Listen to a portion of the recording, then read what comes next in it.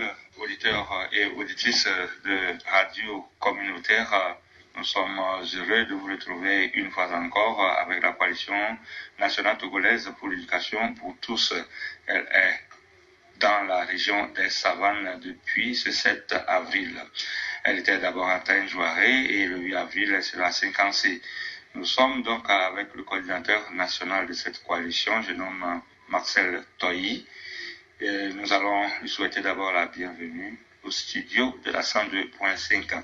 Coordinateur, bonjour. Oui, bonjour. Ok, coordinateur, vous êtes une fois encore dans la région des Savanes depuis ce matin. Quelle activité vous amène dans cette région? Merci pour cette opportunité que vous nous offrez. En fait, la coalition est dans toutes les régions. C'est juste une délégation qui est en train de faire un travail dans le cadre d'un projet dans la région des Savanes. Et ce travail, c'est quoi? C'est l'installation des cadres de concertation dans certaines communes, dont la commune Tandiouaré 1 et Saint-Cassé 2.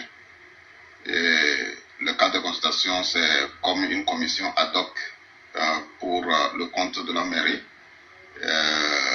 mais qui travaillera essentiellement sur les questions éducatives avec la commission éducative sous l'autorité du maire. Et on va renforcer leurs capacités, on va les aider à mieux comprendre leur mission. Voilà. Et donc, en fait, c'est ça qui nous a amenés. C'est tout un période que nous sommes en train de faire, en commençant déjà par Soutoubois 3, Djamba 2, Assoli 1, Lufelgou 2 et les deux autres communes de la région des Savanes. Merci, coordinateur, pour nous situer le cadre de votre arrivée à Dapang. Donc, c'est le bureau national qui entreprend cette tournée d'installation des cadres de concertation. Mais avant que nous ne rentrions dans le vif du sujet, rappelez-nous encore ce qu'est la coalition nationale pour l'éducation pour tous. Oui, vous avez bien fait de poser la question parce que au Togo, nous avons plusieurs coalitions. Il y a des coalitions à vocation politique, par exemple la C14. Nous ne sommes pas à vocation politique. Il y a la coalition nationale pour l'emploi des jeunes qui a été mise en place par le gouvernement lui-même pour aider les jeunes à acquérir les compétences, à faire des formations qui répondent aux besoins de l'emploi et à leur donner les opportunités, d'insertion socio-professionnelle. Ça, c'est la coalition nationale pour l'emploi des jeunes mise en place par le gouvernement. Maintenant, nous, notre coalition, c'est la coalition nationale togolaise pour l'éducation pour tous, qui ne travaille essentiellement que sur les questions éducatives en collaboration avec les ministères sectoriels de l'éducation et qui est née en 2000 suite à la conférence de Dakar. Et aujourd'hui, il y a 37 coalitions dans la plupart des pays, surtout sous-développés. Et vous allez au Burkina, vous allez voir Coalition nationale burkinabé pour l'éducation. Vous allez au Burundi, Kenya, Ghana, Bénin, Tanzanie et autres. Vous allez voir Coalition nationale, nom du pays, plus éducation pour tous.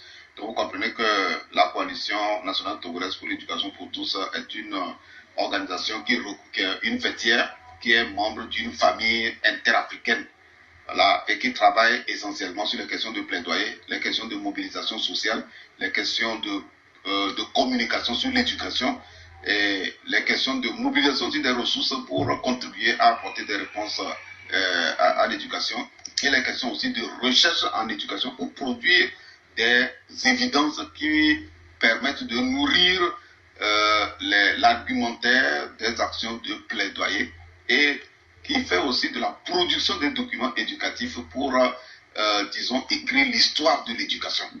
Vous voyez, et donc c'est ça la coalition. Et au sein de la coalition, vous allez trouver les syndicats d'enseignants, vous allez trouver les réseaux des médias spécialisés en éducation, vous allez trouver les associations des parents d'élèves, UTAP, Union togolaise des associations des parents d'élèves, vous allez trouver les chercheurs des universités, vous allez trouver des organisations qui travaillent sur les questions transversales de l'éducation, comme les questions de lutte contre les grossesses, les questions de violence aussi, de lutte contre les violences éducatives, etc. et les organisations de personnes handicapées. Donc c'est toutes ces organisations qui se sont regroupées dans une fêtière, dans un regroupement, dans un creuset, pour que chacun, selon son domaine, puisse apporter sa contribution pour l'avancement du système éducatif. Et donc, vous comprenez que les médias, eux, ils vont jouer leur rôle de communication. Les parents et les syndicats vont jouer leur rôle de mobilisation sociale. Et voilà, les chercheurs, eux, ils vont faire des recherches sur les questions éducatives et pouvoir nourrir les argumentaires et donner les éléments, des données, disons, scientifiques qui permettent de tenir un discours soutenu par des données, par des indicateurs, par, disons, des données fiables. Donc, et la coalition, elle est représentée au Togo, elle est représentée dans toutes les régions. Donc, c'est pourquoi je disais au début que la coalition, vous allez trouver une cellule qu'on appelle conseil régional. Dans la savane, il y en a dans la Kara, dans la centrale, dans les plateaux, plateau est, plateau ouest, dans la maritime.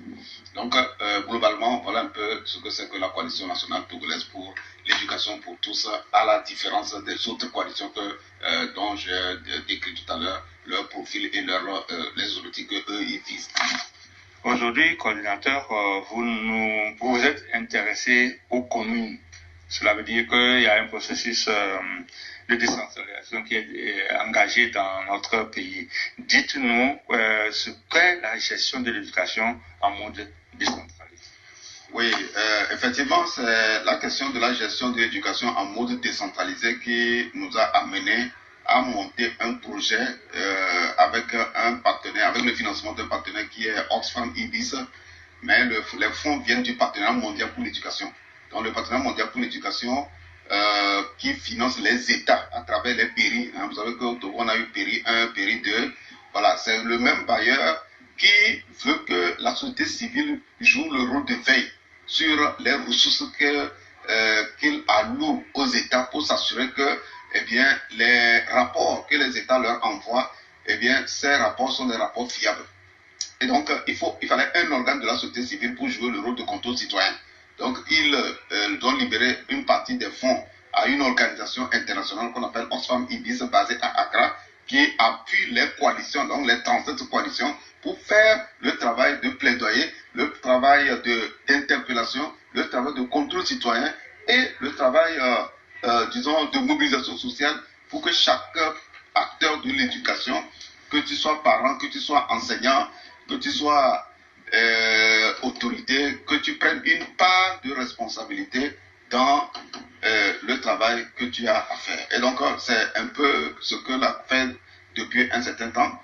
Et dans le cadre donc d'un projet que nous avons monté sur la gouvernance, la contribution de la coalition à la gouvernance éducative, dans le cadre d'un projet éducation à voix haute que la coalition pilote avec ce financement, eh bien, ça nous permet d'appuyer les communes dans le cadre de la décentralisation pour aider les communes à maîtriser les questions éducatives, pour aider les communes à s'approprier les outils de gestion et pour les aider aussi à comprendre ce qu'on appelle gestion de l'éducation en mode décentralisé, dans la mesure où, dans les tests de la décentralisation, l'État a conféré une partie de la gestion de l'éducation de base aux communes. C'est ce que les tests ont dit clairement. Gestion de l'éducation, une partie de la gestion de l'éducation aux communes. Ça veut dire que les communes prennent une part de gestion de l'éducation des mains du ministère des enseignements primaires secondaires. Voilà un peu ce que ça veut dire. Et donc, il était question que nous, on puisse expliquer tout cela, aux communes que nous avons choisies, parce que nous n'avons pas suffisamment de ressources pour couvrir les 117 communes, mais on a fait un choix aléatoire de 12 communes à raison de 2 par région. Et en année 1 du projet 2020, nous avons travaillé avec 6 communes où on a installé des cadres de concertation. Il y avait Ploto 1, Ogou 1, Lac 2, Yoto 2, Golfe 6 et Agoué 5. Nous avons bouclé toutes les activités, les 4 activités qu'on devait faire avec eux. Et cette année 2021, donc ça c'est l'année 2 du projet, c'est un projet sur 2 ans. Et donc il fallait aussi maintenant faire la même chose avec les communes, les 6 communes, à raison de 2 par région centrale, Kara et Savane. Donc l'éducation en mode décentralisé, c'est quoi? C'est une forme de gestion de l'éducation sur la base des responsabilités que l'État a conférées. C'est simplement ça pour l'instant. On peut s'arrêter là parce que c'est les détails qui permettront de mieux cerner un peu ce que le contenu. Merci, coordinateur. Nous rappelons aux auditeurs que nous étions avec Marcel Toyi, c'est le coordinateur de la Coalition nationale togolaise pour l'éducation pour tous. Ils viennent donc de nous développer la question de la gestion de l'éducation en mode décentralisé. Selon vous, monsieur le coordinateur, les communes du Togo le faisaient déjà ou c'est aujourd'hui que nous avons cette information? Nous allons dire que les communes n'existaient pas au Togo. Alors, à partir du moment où les communes n'existaient pas formellement au Togo, on avait ce qu'on appelle les délégations spéciales. Ça ne s'appelle pas commune. Voilà, donc c'est les délégations spéciales. Et donc, comme elles n'existaient pas au Togo et que c'est à partir des élections locales que les communes ont pris formellement corps avec des maires et toute l'équipe technique qui doit travailler pour apporter des réponses.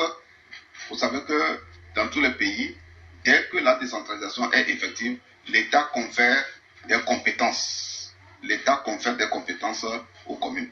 On leur confère, par exemple, la gestion de l'habitat communautaire, la gestion de l'environnement, la gestion de la santé communautaire, la gestion d'une partie de l'éducation, donc de l'éducation de base. Voilà.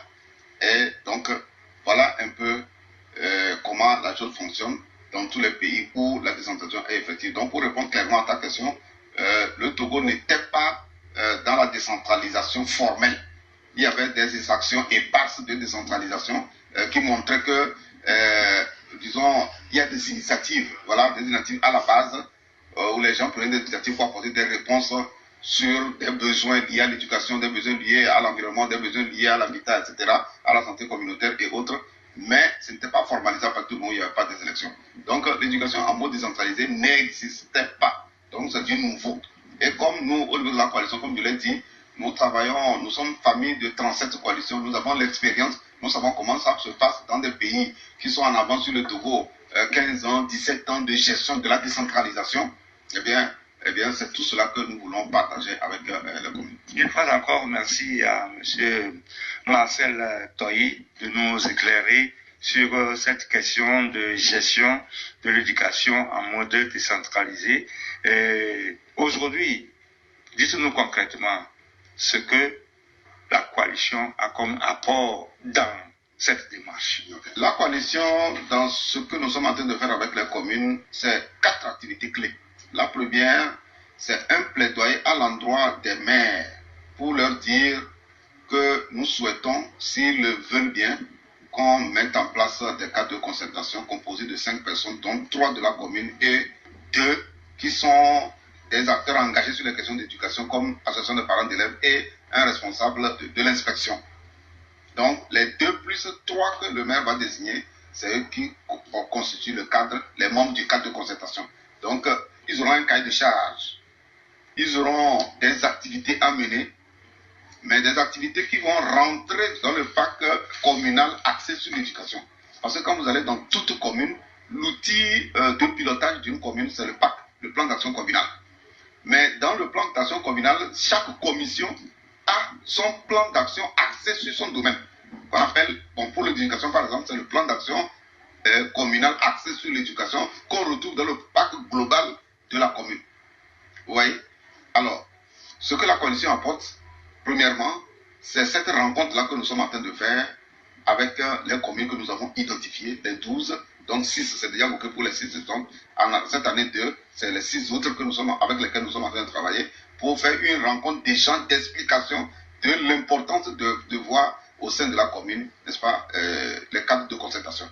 Et si les explications convainquent, n'est-ce pas, le maire et ses collaborateurs, eh bien, et s'ils acceptent, le maire donc propose 5 personnes qui vont se retrouver à un atelier, donc ce serait la deuxième activité. Donc les 5 que nous installons, tous se regroupent à un atelier à Kara en une journée pour leur expliquer c'est quoi l'éducation, c'est quoi la mission éducative d'une commune, quel est le contenu de ce concept-là, par exemple, et c'est quoi le droit à l'éducation, c'est quoi l'ODD 4, éducation, c'est quoi le plan sectoriel de l'éducation, c'est quoi, quel est le lien entre tous ces documents et le plan national de développement. C'est tout ça qu'il faut expliquer maintenant à ces cadres de concertation. Et dans le cadre de concertation, surtout ceux désignés par le maire, il y a impérativement le responsable, en tout cas l'élu local qui est le chef de la commission éducation. Certains appellent commission socio-culturelle. Vous voyez, lui, nécessairement, il doit faire partie de cette trois que le maire va désigner. Vous voyez? Et donc, nous le faisons pourquoi? Parce qu'ils doivent avoir, vous ne pouvez pas être dans la commission éducation de la commune et vous n'avez pas la culture éducative. Vous n'avez pas une vue globale sur ce que c'est que l'éducation, les enjeux de l'éducation de votre pays. Mais si vous n'avez pas les enjeux de l'éducation de votre pays, qu'est-ce que vous allez proposer comme activité? Qu'est-ce que vous allez proposer comme action qui va être budgétisée et qui va amener la commune finalement à mobiliser des ressources supplémentaires en dehors de ce que l'État met à la disposition des communes? Qu'est-ce que vous allez faire? Donc c'est pour ça qu'il est important de renforcer leurs capacités. Vous voyez? Donc le renforcement des capacités, c'est un élément très important parce que les communes viennent de naître et les commissions n'ayant pas doivent avoir des renforcements de capacités dans plusieurs domaines pour qu'ils aient des compétences opérationnelles. Quand on dit que quelqu'un a une compétence opérationnelle, ça veut dire que la personne a le savoir-faire, le savoir-faire pour effectivement résoudre un problème de façon pratique. Et comparé à quelqu'un qui a une compétence déficitaire. Là, quand tu as une compétence déficitaire, ça veut dire que tu connais quelque chose, mais ce n'est pas suffisant pour apporter la réponse. Vous voyez? Donc, on suppose, à partir du moment où des gens qui se sont retrouvés dans la commission d'éducation en tant qu'élus, certains n'étaient pas de l'éducation, même si tu étais de l'éducation, tu n'as pas suivi tout un parcours, tu n'es pas en contact avec des spécialistes pour qu'on t'explique ce que c'est que l'éducation. Or, il faut impérativement qu'on t'explique tout ça pour que tu puisses vraiment bien faire ton travail. Donc, voilà un peu ce que nous allons faire en atelier 2. En atelier 3, on va les regrouper encore parce que vous comprenez que ce que nous sommes en train de faire, c'est tout un processus qui va nous prendre au moins 2 mois de travail avec les 30, puisque c'est 5 par commune. Et donc, au 3e atelier, on va les former sur la planification, l'outil de planification. C'est un document dans lequel on va leur montrer comment on planifie une activité par rapport dans un document, avec quel acteur, ça ressemble un peu à un plan d'action, mais il est plus complexe que le plan d'action. Voilà, le plan d'action, il est plus simplifié, mais l'outil dont je parle ici est un peu plus complexe. Et si un partenaire veut financer l'éducation dans une commune, la première question qu'il va demander, donnez-moi votre document de planification de l'éducation. Donc l'outil qui fera l'objet de formation, c'est ça que le bailleur va chercher à savoir, pour voir est-ce qu'ils ont une bonne compréhension de l'éducation. Parce que pour certains, quand une commune construit 2 bâtiments, bien un bâtiment de classe, ils ont fini l'éducation. Mais l'éducation ne se limite pas seulement à la construction de salles de classe, non. Quand une commune, par exemple, fait une conférence annuelle sur un thème de l'éducation, ils sont en train de faire de l'éducation. Quand une commune appuie, par exemple, l'organisation d'une conférence dans un lycée, dans un collège, avec les parents et toutes les parties prenantes sur l'orientation scolaire professionnelle, la commune est en train de faire de l'éducation. Vous voyez? Donc c'est tout ça qu'il faut expliquer pour qu'ils comprennent que l'éducation ne se limite pas seulement à tout ce qu'on voit de façon physique, donc aux infrastructures, etc. Il y a autre dimension de l'éducation qu'il faut prendre en compte dans le plan d'action axé sur l'éducation budgétisé par la commune. Fondamental. Oui, parce que l'État alloue, dans tous les cas, un budget à la commune pour faire le travail. Et toutes les ressources ne doivent pas aller, n'est-ce pas, dans d'autres domaines et au détriment du domaine de l'éducation. Vous voyez? Et donc, ce serait à la commission, au cadre de concertation, de faire des propositions, n'est-ce pas, au maire, pour que le maire valide qu'on fasse certaines actions qui ne sont pas forcément des actions de visibilité physique. Voilà un peu. Puisque nous étions dans cette lignée-là de compétences. Donc, on parle de compétences transférées aux communes en matière d'éducation. Parlez-nous-en alors. La première compétence, c'est quoi? C'est la construction des infrastructures dans les écoles. Ça signifie concrètement que si nous voulons faire de l'éducation en mode décentralisé, comme ça se fait dans les pays qui sont en avance sur 10 ans, 15 ans, etc., les ressources qui vont servir à construire les bâtiments sont transférées sur le compte de la mairie. On ne peut plus aller à la direction régionale de l'éducation, on va voir division construction scolaire. Ça se faisait parce qu'on n'était pas encore dans la décentralisation. On ne peut plus aller à l'inspection, on va voir une section construction scolaire.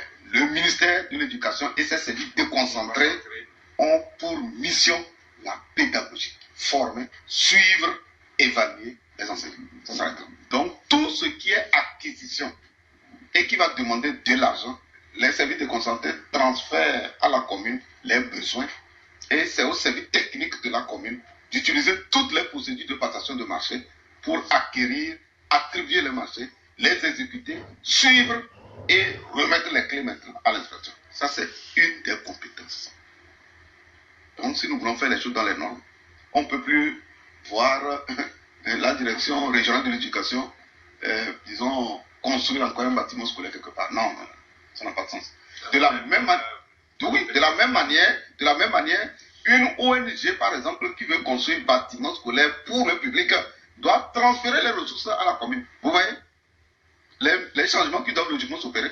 Oui, vous virez l'argent sur le compte de la commune et c'est la commune qui va faire tout le travail pour construire le bâtiment scolaire. Au nom, donc, de celui qui a donné l'argent, naturellement. Au nom de l'organisation, de l'ONG qui veut aider l'État à doter un établissement X d'un bâtiment scolaire. Vous voyez, ça c'est la première compétence. La deuxième compétence, c'est la dotation en matériel pédagogique. Vous voyez, quand vous prenez par exemple les écoles primaires, il y a ce qu'on appelle les mallettes pédagogiques. C'est une cantine dans laquelle, quand vous ouvrez, tout ce dont l'enseignant a besoin pour faire le travail s'y trouve. Les livres, la balance, règles, craies, etc. Ça s'appelle mallette pédagogique. Et donc, si on veut acquérir ces mallettes-là pour doter les établissements, c'est la mairie qui doit faire la procédure pour faire l'acquisition et distribuer avec la collaboration de l'inspection. Vous voyez? Une autre compétence, c'est quoi? C'est la dotation des écoles en latrine, point d'eau, gardiennage, etc. Puisque l'argent pour le faire ou pour payer les gens, c'est la commune. Et donc, on ne peut pas demander à l'inspection de le faire pendant que l'argent se trouve à la commune. Non. Donc, c'est la commune qui doit jouer aussi ce rôle. Ça, c'est une autre compétence. Autre compétence, c'est l'appui à l'organisation des examens. Quand on dit organiser les examens, il y a l'aspect organisation pédagogique où c'est les épreuves, les emballer, etc. Ça, ce n'est pas du travail de la commune. C'est le travail de l'inspection, de la direction des examens, concours, etc. Et maintenant, le côté logistique pour convoyer et les épreuves et les copies au centre, c'est la mairie qui s'en charge. Parce que c'est la mairie qui doit trouver les véhicules sécurisés pour pouvoir convoyer ce matériel. Donc l'appui à l'organisation des examens fait partie des compétences déléguées à la mairie. Maintenant, autre compétence déléguée à la mairie, c'est quoi? C'est la constitution des centres de ressources pour l'école. C'est-à-dire que, à défaut d'avoir dans chaque école des bibliothèques, qu'elles soient physiques ou numériques, c'est la commune qui doit délimiter un espace où on va construire un centre de ressources où les élèves, les enseignants et même les parents viendront se ressourcer, faire des recherches. Donc, il doit y avoir la connexion Internet là-bas, il doit y avoir les documents physiques là-bas, et la plupart des documents doivent être des documents numériques sur ordinateur, et vous allez vous faire des recherches et tout. Vous voyez?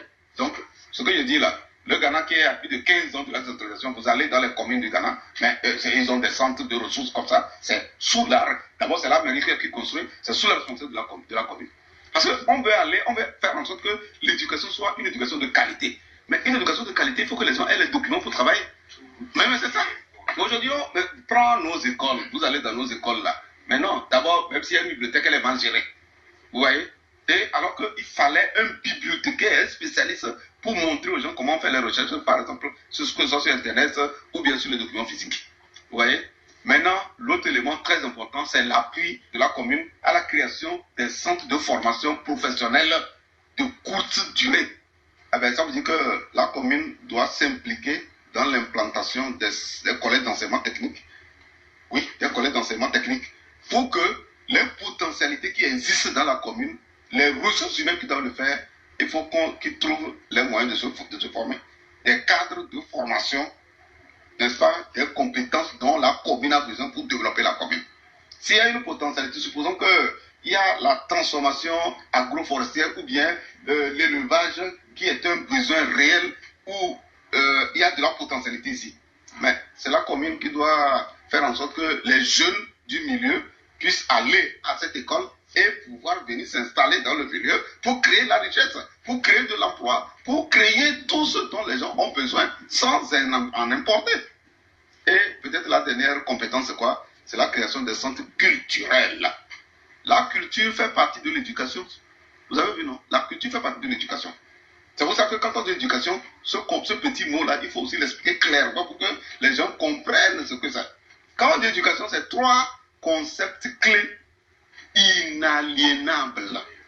Le premier, c'est l'instruction, c'est-à-dire les cours théoriques qu'on donne là. C'est ça l'instruction. On donne un cours de géographie, on donne un cours de physique, c'est de la pure théorie, n'est-ce pas? Il y a la formation pratique, donc tout ce qui est lié à la technicité, comme manipulation, qui touche la dimension psychomotrice de l'homme. Et la troisième dimension, c'est les valeurs. Donc le civisme, la citoyenneté. C'est les 3 réunis qui font l'homme et qui font ce qu'on appelle l'éducation. Donc quand on dit éducation, c'est les 3 éléments réunis qui font ce qu'on appelle éducation. Et donc, si dans une commune, vous avez des jeunes qui rasent les murs, ou bien qui ont fini peut-être un centre de formation, ou bien à l'université, et qui viennent, ils traînent leur boss dans votre commune, vous devez vous sentir interpellé en tant que maire, en tant que commission d'éducation pour dire non, les jeunes ne doivent pas se passer comme ça parce qu'il y a des opportunités pour l'insertion socio-professionnelle de ces jeunes. Vous voyez? Et donc ça aussi c'est le travail de la mairie. Et maintenant, les centres culturels dont je parlais. Oui, un centre culturel pour organiser de temps en temps des spectacles, pour organiser de temps en temps des conférences, pour organiser de temps en temps la valorisation de notre culture, etc., etc., pour que les gens viennent se nourrir de notre bien culturel, etc. Ça aussi, c'est le travail de la commune. Et ça, c'est le travail de la commission éducation. Vous voyez, tout le travail qui relève de la responsabilité de la commission éducation dans une commune, c'est énorme. Vous voyez? Et donc, c'est cela. Voilà les compétences dans tous les pays. Voilà comment les compétences qui sont transférées en matière dans le domaine de l'éducation à une commune. Et donc, le budget pour faire ça est transféré sur le compte de la commune, de la mairie. Et c'est la mairie qui le fait. Et maintenant, il disponibilise, il rend les clés ou je ne sais quoi aux acteurs des services déconcentrés avec lesquels ils doivent travailler étroitement. Ça, j'insiste sur ce mot parce que ce n'est pas quelque chose qui est dissocié. C'est-à-dire c'est un travail de collaboration, mais chacun a sa part de responsabilité dans l'objectif visé dans ce travail de collaboration pour apporter des réponses aux questions éducatives. Je vois que la Coalition nationale togolaise pour l'éducation pour tous est sur le terrain en tant que partenaire de l'éducation d'abord. Dites-nous quelles sont les prochaines étapes dans l'appui que nous allons donner aux communes. Non, les prochaines étapes, c'est très simple, c'est les autres ateliers de renforcement de capacité, parce qu'il y a l'étape à court terme et l'étape à long terme. L'étape à court terme, c'est l'atelier de rassemblement de toutes les 5, les cadres de concertation, 5 par commune, ils seront 30, qu'on va renforcer les capacités sur la mission éducative. C'est un document que la coalition a produit dans lequel tout le travail à faire par une commission éducation et finalement par une commune s'y trouve. On va leur expliquer et donner à chacun ce document en version physique et en version électronique pour aller le parcourir, le reparcourir suffisamment pour s'imprégner, s'imbiber de la mission qui les attend, du travail qui les attend. Dans ce document, par exemple, on ne peut pas avoir une commission d'éducation et vous n'avez pas les statistiques de votre commune, les statistiques des enfants handicapés. Vous n'avez pas les statistiques des jeunes qui ont fini, qui ne font rien.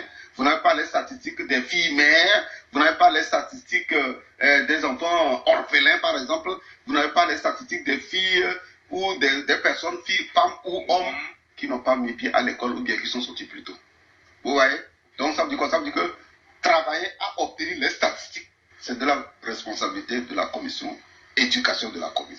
Parce que pour monter un projet, il faut partir des statistiques pour démontrer aux bailleurs que le besoin est là. On démontre le besoin à partir des chiffres. Vous voyez? Donc voilà un peu un seul élément de tout le travail qui est contenu dans le document que nous avons produit de la mission éducative d'une commune. Et je m'arrête là. Comme tu l'as dit, ça c'est à court terme. Maintenant, à long terme, c'est que la coalition étant au carrefour de travail avec l'État, avec les PTF, les ONG internationales, etc., On peut nous demander, bon, nous avons de l'argent pour aider une commune, disons, à construire des bâtiments scolaires, ou bien à former, par exemple, les enseignants sur telle thématique, etc.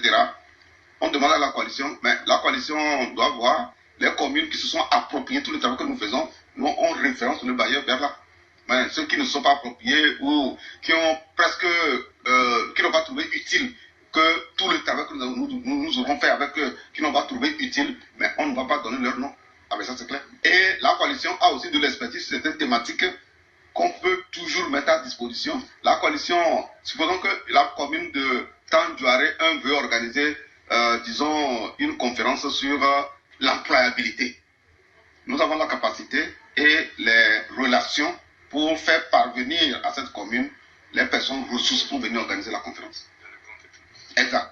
Pour venir organiser la conférence, elle sera médiatisée et l'information va être relayée très loin par les médias de la zone pour montrer que la commune est en train de faire vraiment apporter une réponse attendue par les jeunes qui sont au chômage ou qui ont du mal à trouver leur encadre sur le marché de l'emploi. Et ils ont fait ainsi un travail d'éducation. Voilà, c'est ça. C'est ça même. Mais c'est ça. C'est ça. Donc, c'est pour que vraiment ils comprennent que nous avons, partout où on est passé, on a clairement expliqué que quand on dit éducation, il faut qu'il se passe des affaires de construction. C'est-à-dire, ne pas seulement mettre les moyens pour les affaires de construction. Une partie doit servir aux constructions parce que c'est un besoin sur le terrain, oui, mais une autre partie doit servir à faire des actions qui n'ont rien à voir avec les constructions scolaires. Vous voyez? Donc, bon, voilà. Donc, à court et à long terme, voilà un peu ce que nous allons faire avec le communes. Et nous rappelons encore une fois aux auditeurs que nous sommes toujours avec M. Marcel Toyi, coordinateur de la coalition nationale togolaise pour l'éducation pour tous. Monsieur Toyi, vous avez parlé des communes ciblées avec qui vous travaillez actuellement. Dites-nous ce que vous attendez des autres communes qui ne sont pas prises en compte. Non, ce qu'on attend d'eux, c'est qu'ils usent de créativité en approchant ceux qui ont bénéficié de formation. Ah oui. Vous savez qu'à côté, il y a quelque chose de bien qui se passe. Vous allez approcher votre collègue puisque vous êtes tous dans un réseau communal. Et donc, ils peuvent partager les documents avec eux. Ils peuvent partager les informations avec eux. Ils peuvent bénéficier même des renforcements de capacités. Et tout ce qu'on aura à faire avec les communes identifiées, ils peuvent faire appel à d'autres membres des commissions des autres communes pour venir prendre part. Donc, les autres communes ne doivent pas croiser les bras et attendre pour dire, bon, à quand notre tour pour bénéficier de ces formations. Mais vous allez attendre comment? Vous allez attendre, c'est quand la coalition aura les moyens qu'elle va l'étendre à d'autres. Mais à partir du moment où il y a déjà quelque chose qui est semé chez vous, dans votre milieu, mais au nom du partenariat entre les communes, au nom de la collaboration que vous avez entre vous, eh bien, partagez tout, sauf rien. Tous les acquis que vous avez de tel patron, de tel autre, si vous avez eu la chance d'être sélectionné pour bénéficier de cette formation, mais partagez avec les autres simplement. Et que les autres aussi soient proactifs en approchant leurs collègues. Voilà, pour dire, ben, nous avons appris qu'il y a quelque chose qui se passe chez vous ici, eh ben, est-ce que vous pouvez partager avec nous? Parce que nous aussi, la commission éducation chez nous ne connaît pas très bien sa mission, ne connaît pas tout ce que dont vous avez bénéficié, n'a pas ce genre de documents, est-ce que vous pouvez partager avec nous? Et ils vont partager logiquement avec eux. Donc, ce que nous attendons d'eux, c'est d'être proactif. Quand tu es proactif, tu ne crois pas croiser les bras et puis attendre que la manne arrive. Voilà, c'est comme dans les écoles où il y a certains enseignants qui disent, oui, on ne nous a pas formés sur ceci, on ne t'a pas formé, tu n'es pas dans un réseau, tu n'es pas dans un syndicat d'enseignants, tu n'as pas des relations avec les inspecteurs, etc. pour être demandeur de formation, être demandeur de documents. Tu vas croiser les bras jusqu'à quand? Alors, simplement pour dire que soyons proactifs. Voilà, il faut qu'on sache saisir les opportunités. Et les opportunités surtout dans votre environnement, dans vos réseaux de relations. Et vous pouvez commencer en attendant que si l'occasion se présente, on viendra maintenant vers vous pour faire ce qu'on n'a pas pu faire compte tenu des moyens qui ne nous permettaient pas de couvrir tout de suite, n'est-ce pas, tous les 117 communes. Ok, merci M. Marcel. Je salue un peu votre vision par rapport à cette affaire, parce qu'il y a eu un cadre de concertation intercommunale dans la région des Savanes, mais la dernière fois, c'est les plateaux qui ont créé la même chose parce qu'ils ont vu ce que ça se fait déjà dans la région des Savanes. Et il doit avoir déjà de l'impact et ils ont déjà mis en place cette... bon, je crois que c'est la bonne orientation, la meilleure des orientations. Ok, nous parlons des communes qui n'ont pas été prises en compte par le projet, mais qu'est-ce qu'on peut retenir des 6 communes qui ont déjà bénéficié de cet appui de la coalition nationale? D'accord.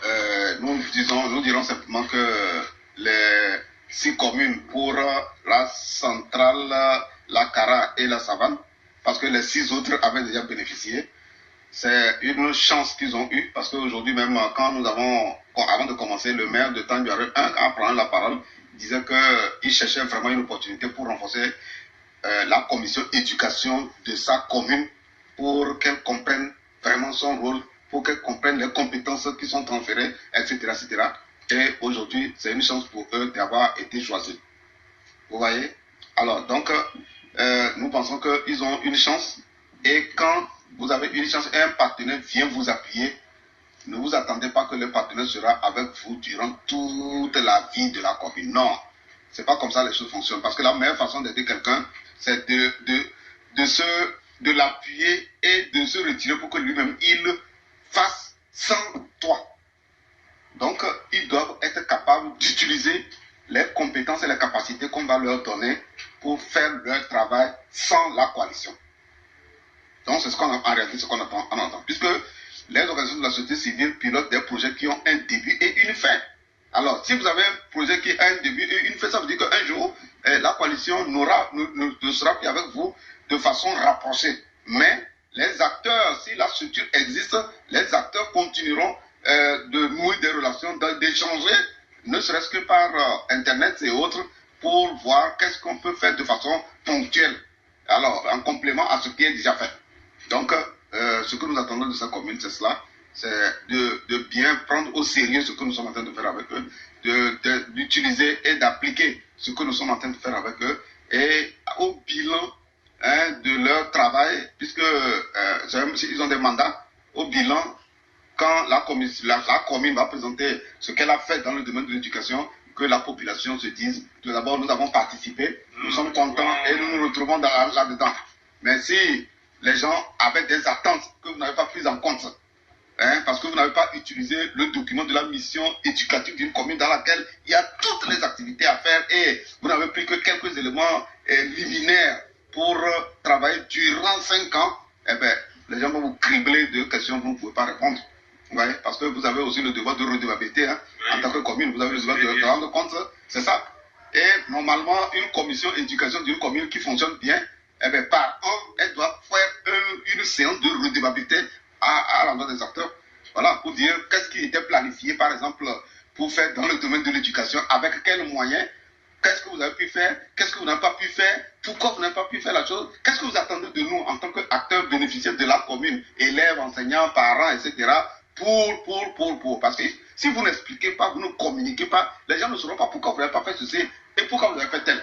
Vous voyez? Donc c'est la communication à travers les séances de redevabilité, les séances de compte rendu, les séances de bilan communautaire sur l'éducation. C'est au cours de ces séances que les gens comprendront comment vous avez pu réussir à faire ceci ou cela dans le cadre, pour le compte de l'éducation. Pourquoi vous n'avez pas pu faire ceci ou cela, et qu'est-ce que vous attendez des uns des autres pour qu'ensemble, à l'année 2 de la mise en œuvre du plan d'action communal axé sur l'éducation, que vous puissiez réussir ensemble à pousser le système éducatif au profit et pour le bien-être des jeunes et de toute la population. Vous avez effleuré les attentes, les perspectives.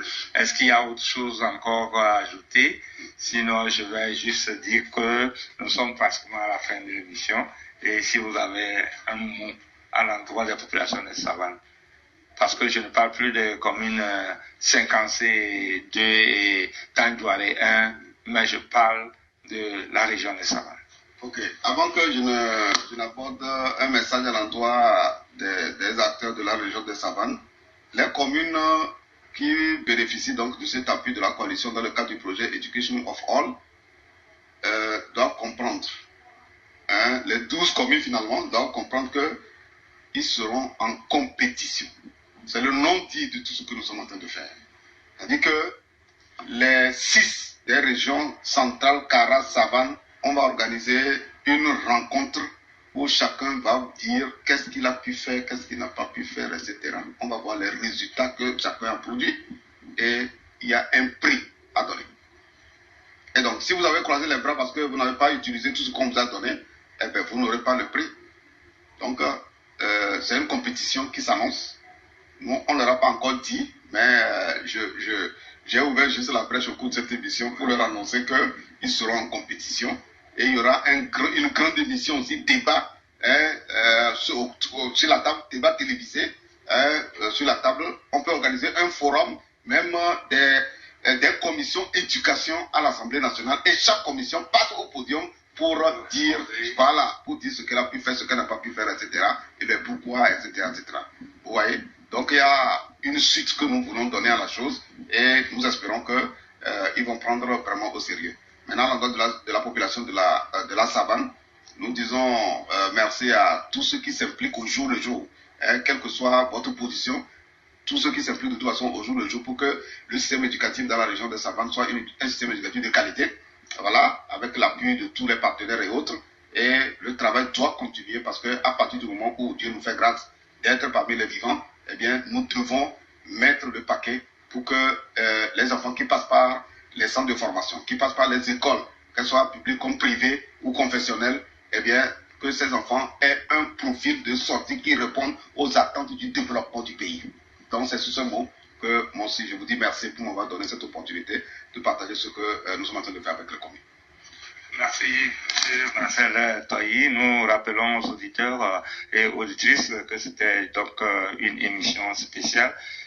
Nous avons voulu bien découvrir ce qu'est la coalition nationale togolaise pour l'éducation pour tous. Nous avons également cherché à comprendre l'appui que la coalition apporte aux communes de la région septentrionale. Il y en a 6 dans la région sud et 6 dans la région septentrionale. Donc, nous allons garder vraiment cette flamme et nous aurons toujours besoin de vous pour nous dire encore plus au profit de nos populations. Je dis que je m'intéresse beaucoup à l'éducation dans la région des Savanes. Donc, merci, M. Marcel Toyi. Merci pour tout ce que vous faites pour nous.